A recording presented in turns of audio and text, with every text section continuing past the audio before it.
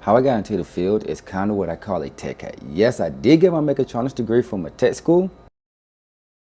However, that route is not for everyone, nor is it the only way. I simply took an online course off of Udemy. Here are the classes that I do recommend off of Udemy.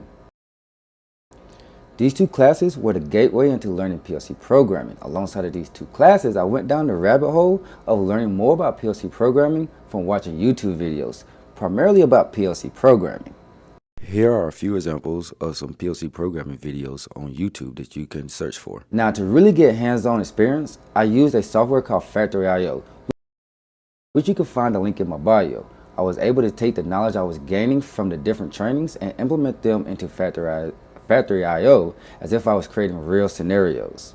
Once you feel confident in what you have learned, create some gigs on a freelancer site or reach out to industries that have small contract jobs to really gain experience and on-the-job experience. This is a booming career with plenty of opportunities and security. Siemens and Allen Bradley offer paid courses to become certified, which are great to have on a resume.